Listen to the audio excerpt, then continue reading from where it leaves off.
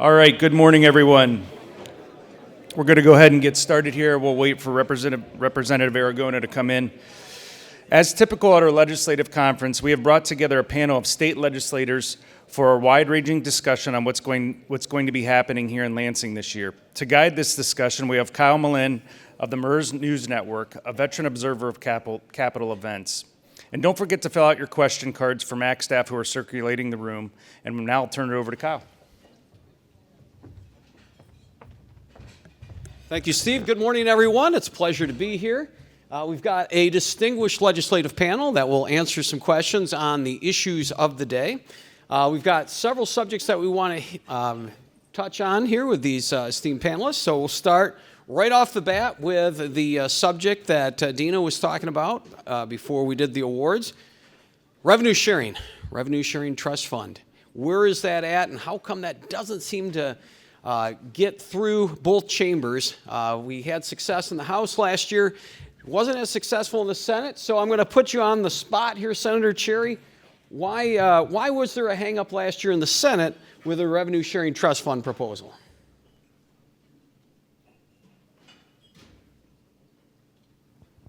Okay, just want to make sure it's on. All right. Well, thank you, Kyle. Appreciate the question. So really a lot of the revenue sharing decisions were made in conjunction with the budget negotiations. And so, the House had brought forward a couple of different trust fund proposals as part of the revenue sharing. And I can't specifically state why the revenue sharing one was not in the final deal, because which trust funds got put in were handled at a higher level than myself, so I can't tell you what the deal mix was on that. But what I will say is we did get an agreement to make very significant revenue sharing increases in the budget last year. We're talking about 11%, whether that's county revenue sharing or city, village, township revenue sharing, which really, and we haven't seen increases like that in a long time, and I think that's very important for the health of our local governments. All right. And then I'm going to just stay with you for a second, Senator Cherry. Do you see revenue sharing trust fund as something that is a possibility this year in the Senate? Yeah, I think, quite frankly, it's more important right now because, if we talk about what's the benefit of the revenue sharing trust fund, the benefit is essentially controlling how much, in difficult budget times, how much of the hit is taken by our local governments. So state revenues are highly dependent upon the health of the economy, and if we're in a challenging circumstance with the economy, having a revenue sharing trust fund in place is important. So I think it's going to take a greater level of precedence this year, given the turmoil that we're seeing. All right, we'll move on to Representative Aragona. Question for you, Representative. Does the Doubletree Hotel need to bring back the escalator?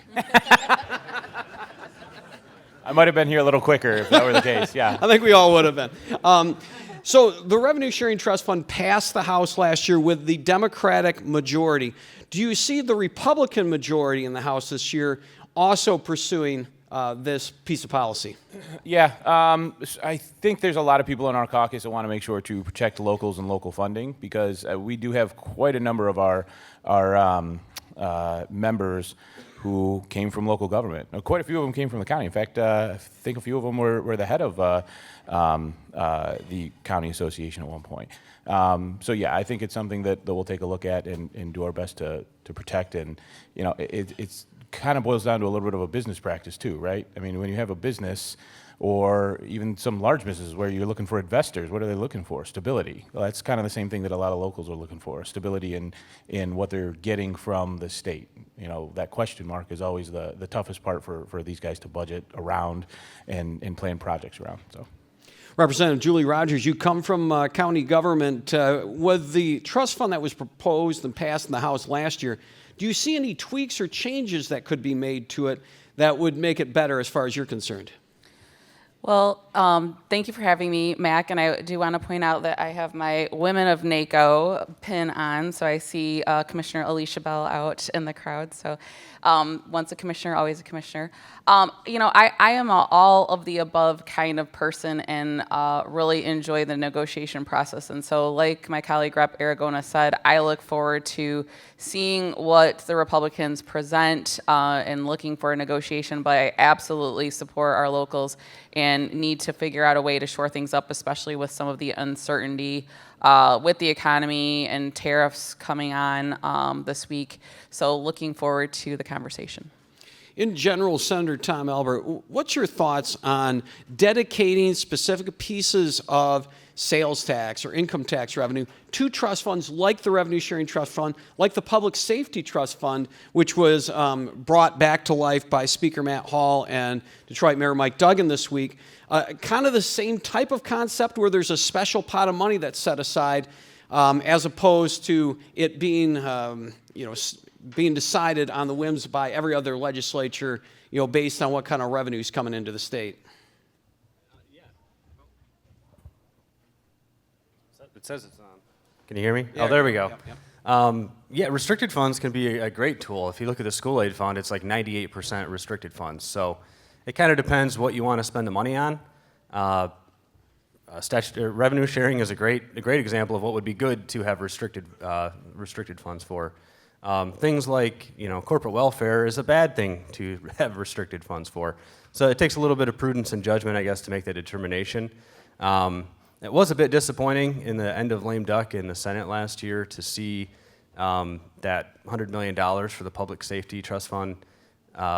They made a technical change in the bill, which meant that it needed a concurrence vote in the House, and the House had already adjourned for the year. So it's really unfortunate we have to start from square one on that one, but I am glad to see that the House has put something forward to try to get that back on track.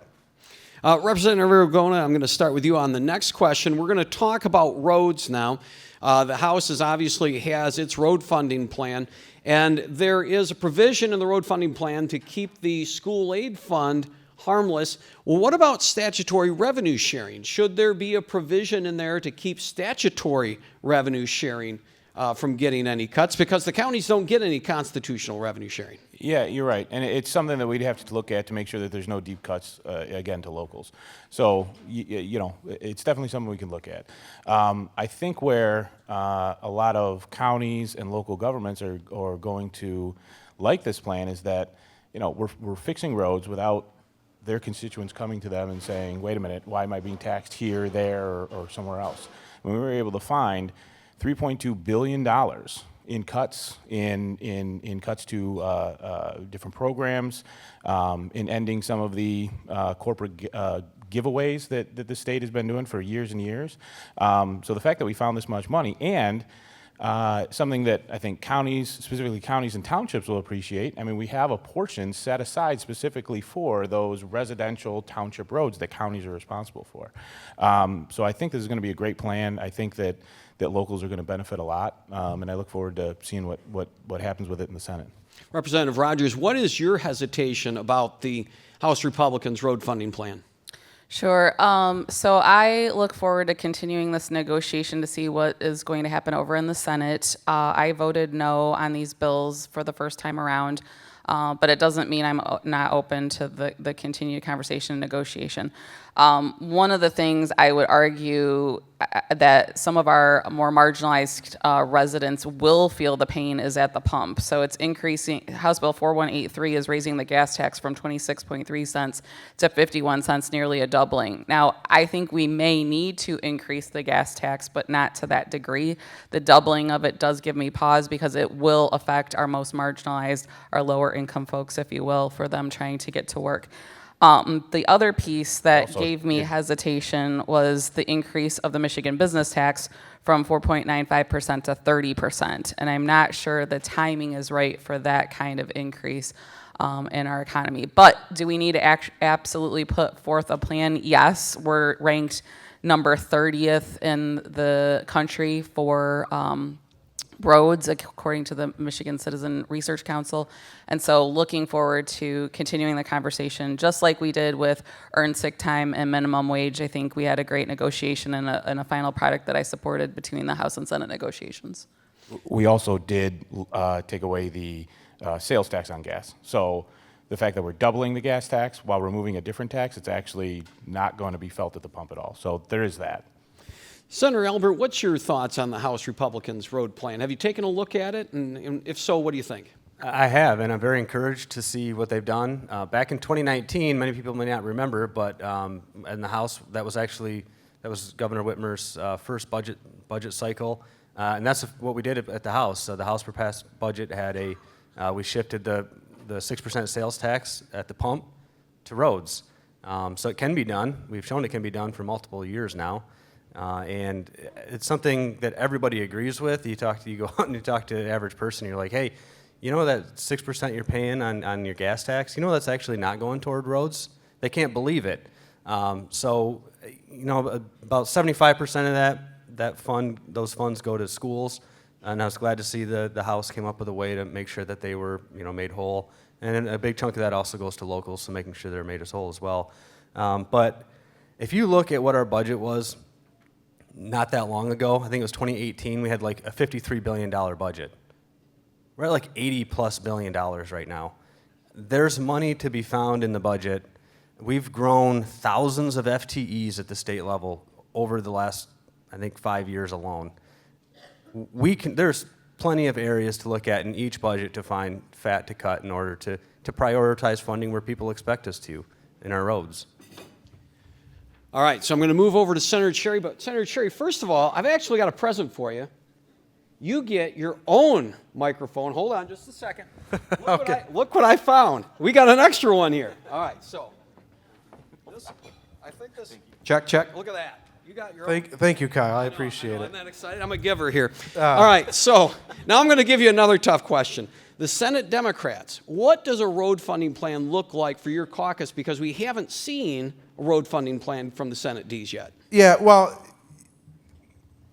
in terms of road funding plans, and the challenge is, we're taking a look at the Republican plan. We're going to read through it, understand what's in it, what their strategy is. But looking at that, couple of the challenges that have become evident is, so when you are doing a gas tax switch, as was talked about before, removing the 6%, when we're talking about revenue sharing trust funds that organizations are like MAC and MML and townships are asking for, well, that's based on the sales tax. So if you're removing things from the sales tax, what we're doing is cutting the statutory revenue sharing under a revenue sharing trust fund.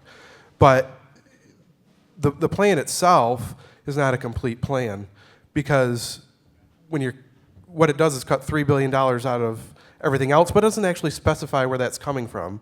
So if we talk about the state budget, yes, we have a large state budget. Only $15 billion of that $80 billion budget is general fund dollars. So you're talking about a 20% cut to every other place in the budget. So cut $3 billion out of the state budget. Well, we're spending a little over $2 billion of general fund to operate our state prison system. So that's more than the entire operations of our state prison system. And everybody here, you all do budgets every year. If you were to cut 20% out of your budget, how would you do that, right? It's not like it's free money. If we pass a plan that doesn't look at the other expenditures, we can't just print money to fill, like the federal government, to fill that hole. We have to balance the books. So anything that's the Senate Democrats do, and I can't speak for our leader or what have you, but I fully expect what we're going to do is look at the entire, look at it holistically. So if we're going to cut something, we need to say what is it that we're actually going to cut, and what is the impact going to be on the state? Senator Cherry, where would you say the roads are as far as a priority for the Senate Democrats? I know you guys have come out with RX Kids and other proposals, but as far as the roads, where would you put it as far as on the priority list? Yeah, I think, again, I don't want to necessarily speak for my colleagues because we're all independently elected individuals, right?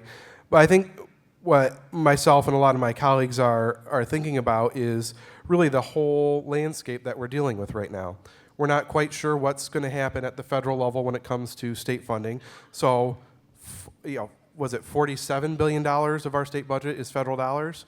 So what's happening at the federal government is going to have a significant impact in a real way on our state budget.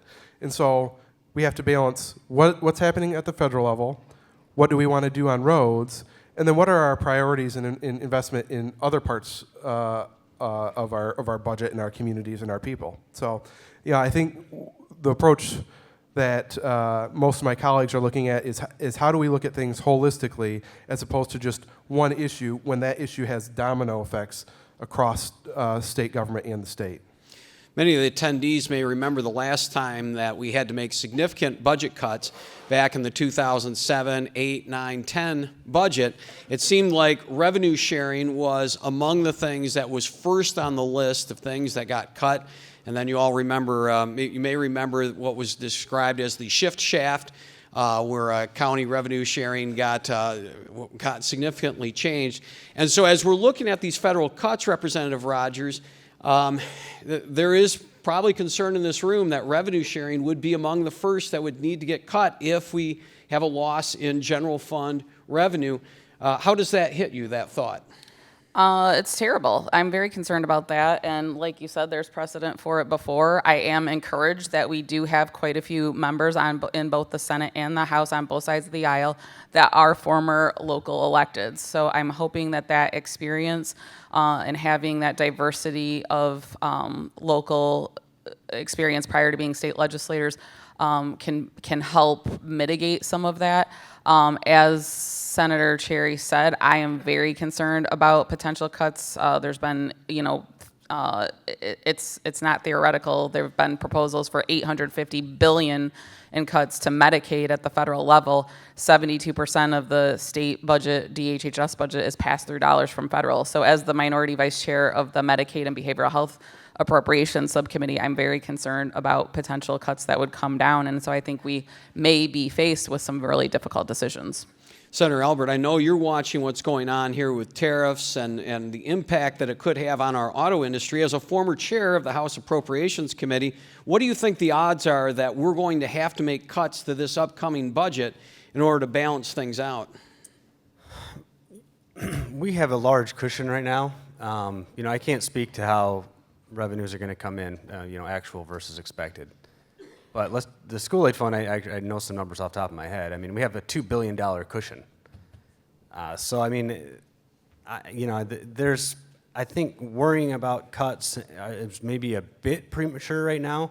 Obviously, I'm also a bit concerned with how these tariffs are playing out and how it could impact Michigan's economy specifically. But it is worth just taking a second and pausing and realizing we haven't seen any numbers come in yet that are showing we're gonna have to make drastic cuts. So, I think maybe it's worth just being taking a step back and being a bit cautious first. Senator Cherry, I wanted to get your thoughts on where do you think the revenue sharing lines up if we have to start making cuts to the budget? Well, I think that's going to be that's going to be a crux of a debate. Now, if we talk about earlier I said that's part of the importance of having a revenue sharing trust fund is to kind of moderate how much of that gets passed down to local units of government, because the natural instinct that is going to exist in the legislature in a situation where you're cutting budgets is to pass it on to people and not be the direct pass the buck, so to speak. That's the natural political inertia that occurs. So yes, in a situation where you're cutting budgets, one of the first ones that gets looked at is revenue sharing. That highlights the importance of having a mechanism in place that kind of moderates what the hit would be to revenue sharing. But if we have an economic downturn, let's understand. So say we have a revenue sharing trust fund, we have an economic downturn. When you have an economic downturn, your sales tax revenues decrease. Now, that they don't necessarily decrease as much as other, maybe business taxes or something like that, but that would mean that there would be a slight decrease. The benefit of the revenue sharing trust fund is it moderates how much of that decrease is going to local units of government. So that's more in line, whereas local units of government really took the brunt, back in the early 2000s. Representative Aragona, what do you see as a more likely scenario that in cases of a budget deficit, we go and get into the rainy day fund where the state has a significant rainy day fund, or that there's structural cuts made to cushion the blow? What do you think the House is more likely to do? Obviously, dipping into the rainy day fund is good. However, when Governor Whitmer started in her first year, we had a huge rainy day fund, and it got depleted very quickly over the next couple of years. So the fact that that's been depleted over the last couple of years is tough. My thought on the actual budgetary process, the cuts.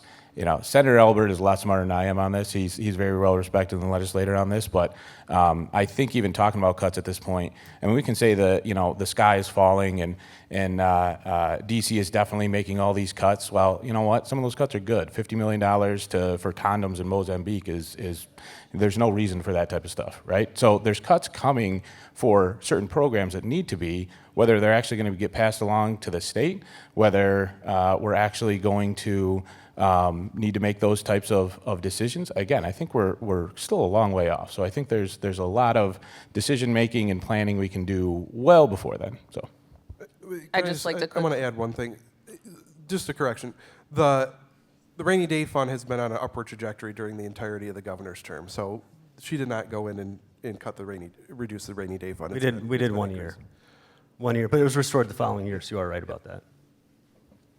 Thank you for the clarification, Senator Cherry. The other thing I was going to point out was the revenue trust fund needs to continue to be shored up because of a lot of this volatility, and cuts at the federal level are absolutely going to have a trickle-down impact. What I'm concerned about is the sledgehammer approach. And so there's no denial that there could be some trimming around the edges of any department. I agree with you there. But the approach to have these wide mass layoffs and these wide approaches to shrink the government to the degree it's happening, I think is not the best prudent way. And so I'm looking forward to a conversation together to see what we can strategically do at the state level, to see what possible things need trimming. But if we have wholesale cuts to Medicaid, what's going to happen is those folks that do not have primary care are going to end up in our hospital ERs en masse. That is the most expensive way of dealing with people's health care. And so it's actually going to have the opposite effect. It's going to rapidly increase the cost that the state is paying for people that have traditionally been on Medicaid.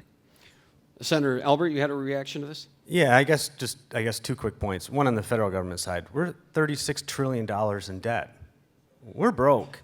The third largest expenditure that the federal government is interest. It's larger than national defense. If they don't take a sledgehammer approach and start putting us on the right track, then we're not going to make it. So that's point one. Point two, at the state level, after I was approach chair, in the first year that there was the full Democrat trifecta of control of state government, we had a $9 billion surplus. $9 billion. I was a huge restrainer to make sure we didn't spend all that money at once. Trust me, I went through absolute hell to try to stop as much spending as I could. That money was gone within 6 months. It was all allocated.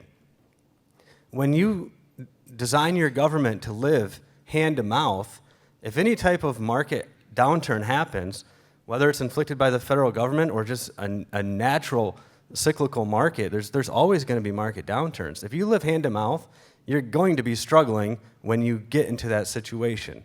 So whether or not that situation comes where we have declining revenues this year or next year or the year after, we need to always hope for the best but plan for the worst, and that is not what we've been doing the last couple of years. Senator Albert, the legislature up to this point has sent to the governor 2 bills to be signed. So for the first quarter of 2025, we've had 2 bills signed into law. One had to do with making changes to the ballot proposal regarding minimum wage, and the other had to do with the ballot proposal regarding paid sick leave and finding some compromise to both of those proposals. Since then, though, there has been no Senate bills that have been taken up by the House and no House bills taken up by the Senate. So I'm going to ask all of our panelists this question, but I'm going to start with you, Senator Albert. What is the next issue, if you can think of one, where you think you will have bicameral cooperation and will be able to pass bills to the governor? I hope the next area that we can work together on is the Department of Corrections. The critical staff shortage of corrections officers has been in place my entire time in the legislature. It's been 9 years now. That leads to mandatory overtime. It's a disaster. It's an absolute disaster, and it's something that I know it's not a partisan issue. Senator Anthony has gotten up and talked on the floor about asking for bipartisan solutions. So that's an area that I want to work on, and I'm hopeful we can move the needle on that one. All right. Senator Cherry, same question to you. What's the next area that you can see bicameral cooperation? Yeah, well, I will say the area where we absolutely know we need to end up having bicameral cooperation is on the budget. I will say, I share a lot of Senator Albert's concerns and been active on Department of Corrections issues, but that's also, in a way, inextricably linked to the budget as well. And so we know we'll have to have a budget that is passed by both chambers, and approved by the governor. So I even want to call it bicameral. I'd say, you got to have all 3 legs of the stool, and so that's where I think we're going to have the most immediate action. All right, Representative Aragona. Roads. I mean, I agree with Senator Cherry. Yeah, obviously we're gonna have to work together on the budget, but roads is huge. We were supposed to fix the damn roads 6 years ago, and there was a proposal for 50 cents extra on a gallon of gas, and ever since then there really hasn't been a proposal till this year. We have one over in the Senate. We hope we can talk about that. I see 1, 2, 3, 4, 5, 6 at least of my commissioners here. Ask any one of them from Macomb County. That's one of the biggest things that they get hit on is roads and road funding. We have a big problem, especially in the Tri-County area, but I think it's a problem across the state. So hopefully we can come together to get more road funding going. And Representative Rogers, where do you see it coming?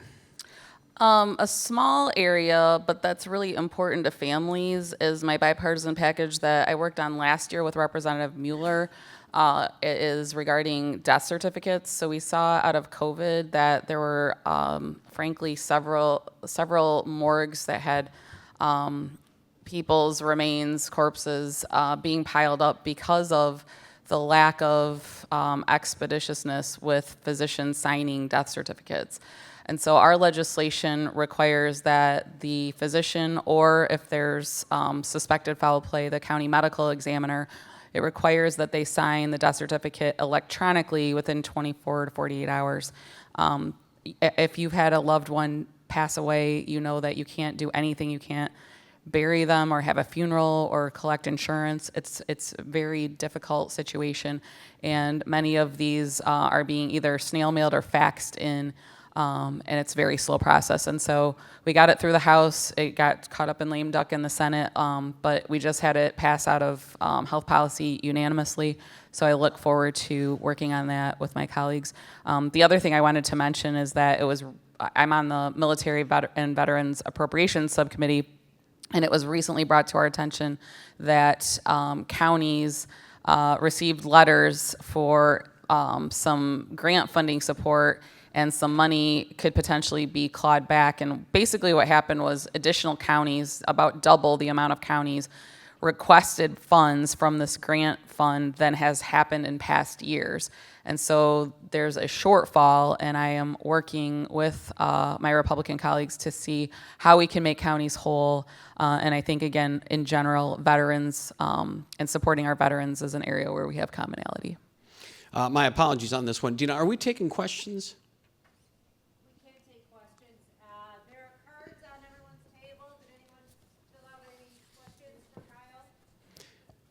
If not, that's okay. I just want to be courteous. If anyone's got any, Dino will pick them up if you have one.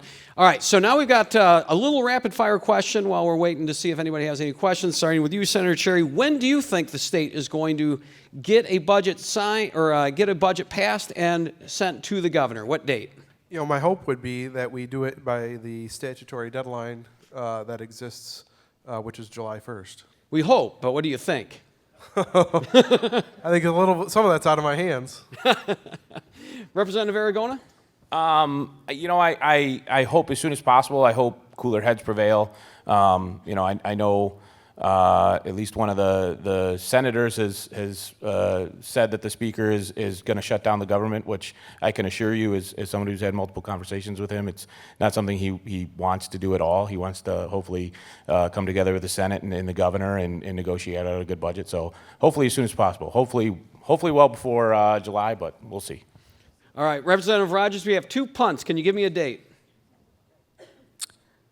July 1st, and my backup is September 30th because it's going to be my birthday, October 2nd. And if Speaker Hall does have issues with the negotiation process, I will go to him and say, I need a birthday gift. There you go. A budget. My guess is September 30. What do you think, Senator Albert? Well, I served in the Marine Corps, and I learned quickly I need to give a straight answer or don't say anything. So I'll give a straight answer. I'm going to go with June 30th. June 30th. All right, we got optimism there. All right, so we're going to take some audience questions now. We're going to start with Representative Aragona. Your thoughts on raising the business tax. What would justify for you raising the business tax rate, corporate income tax rate? Yeah, so I'm assuming this has to do with roads. Is there anything on there about the actual road funding? Is that what this is about? No, well, if you want to, if raising the corporate income tax is part of the road funding discussion, then, go ahead and go there with it if you want. Yeah, so in short, there's part of the proposal within the House Republican plan is to raise the tax on certain sizes of businesses in order to basically do away with the Michigan business tax, which was the old, very complicated tax from pre-2010, I believe, to pre-2011.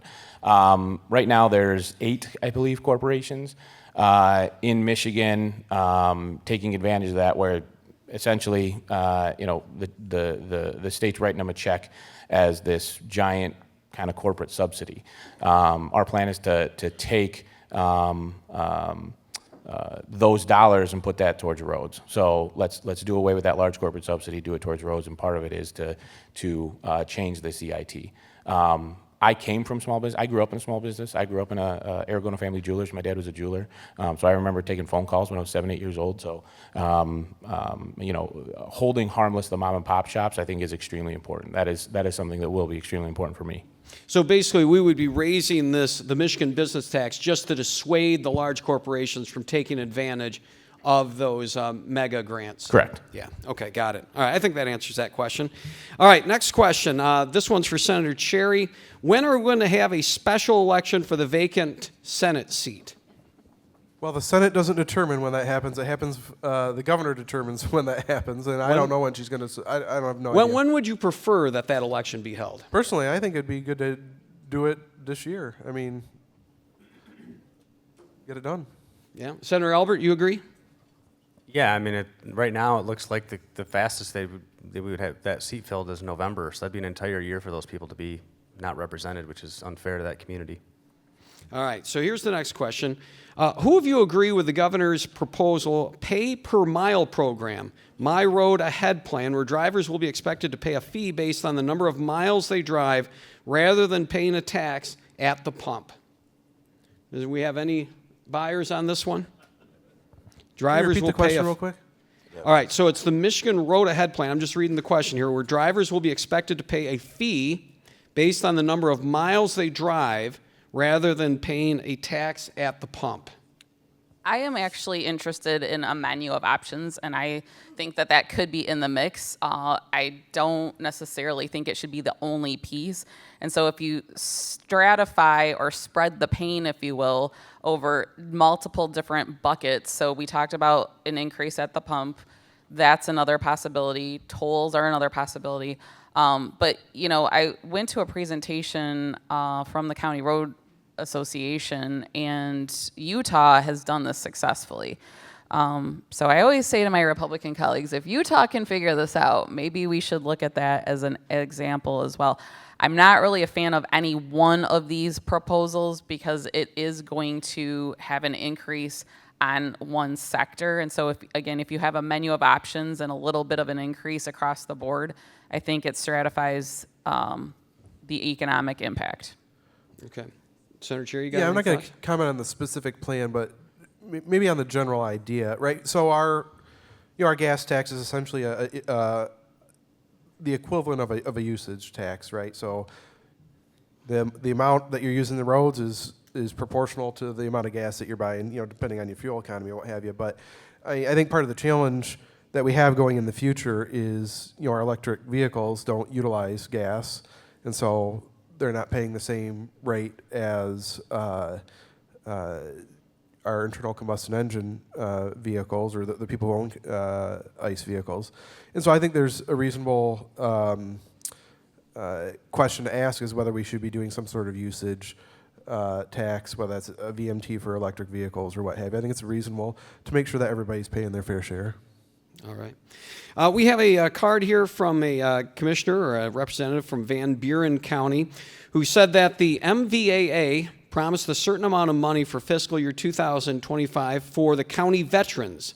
And in February, they received a letter that it was being cut by a significant amount, 30% reduction, and this has caused the drop in their veteran programs at that county.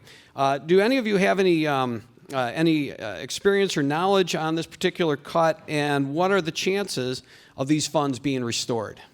Representative Rogers? Yes, so that's what I was alluding to earlier. Most of us received an email from the department about this shortfall, and what happened was traditionally over the last couple years, there was around 30-ish counties that were requesting money from this grant pool, and I'm guessing the popularity and the word has gotten around, and so roughly 70-ish counties requested money. And so the initial letters that were received by counties from the department was based on a projection and an average in the past of how much money was given out. And so the department is around $3 million short for this fund.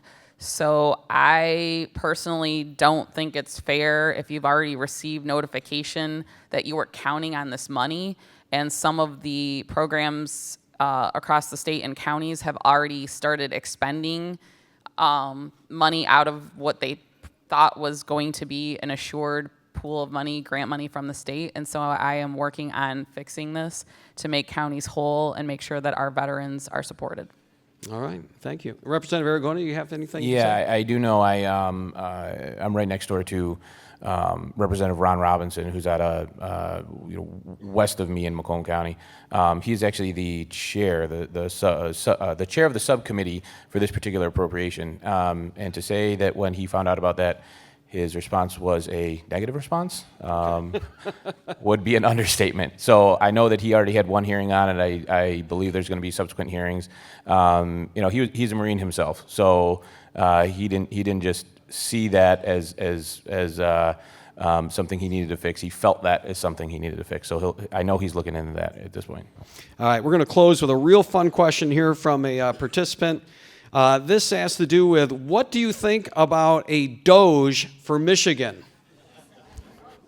All right, we'll start with Senator Cherry on that. What would you think about a Doge for Michigan? Department of Government Efficiency. Yeah. In terms of as Doge operates, no. I mean, I don't think we go in and just start laying off people and what have you.